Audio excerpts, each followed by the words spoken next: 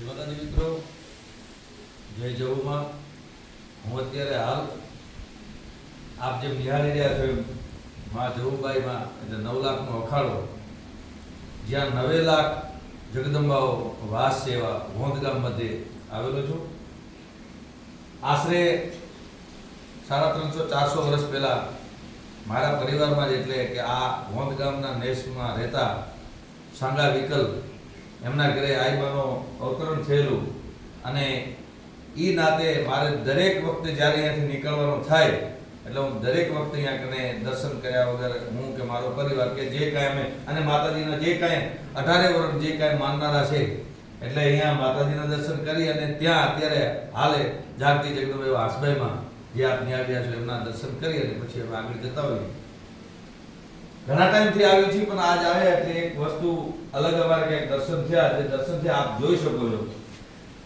જ્યારે અમે પ્રથમ દર્શન કરવા માટે આવતા ને ત્યારે માતાજીના બે નેત્ર એટલે બે આંખો હતી એટલે જગદંબા બધાને નિહાળતી તો હતી અને અમી દ્રષ્ટિ તો બધા ઉપર હતી.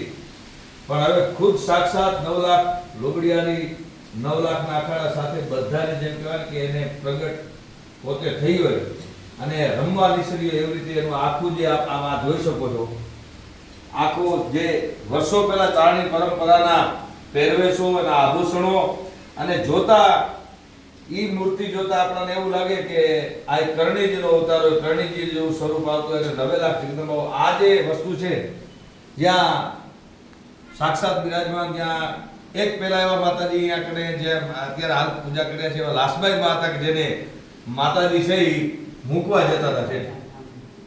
લાસબાઈ માં એમ કહેતા કે માં મને હવે અંધારે પડે અહીંયા કને આવું તો મને બીક લાગે, તો કે તું આવો અને મૂકવા જતા. એમ વર્ષોથી માતાજીની સેવા કરી રહ્યા. 3 મહિનાથી માતાજીને પણ એવો એક અંદર ભાસ થતો હતો કે આઈ માના મૂર્તિને કંઈક ગુજારો થતો હોય, આઈ માને પ્રગટ થવું હોય એટલે માતાજી પાસે પ્રાર્થના કરી આઈ માએ કે માં હું તારી પૂજા કરું, તારી ભક્તિ કરું, તારી સેવા કરું, મને આમાં બીજી કંઈ ખબર પડે નહીં.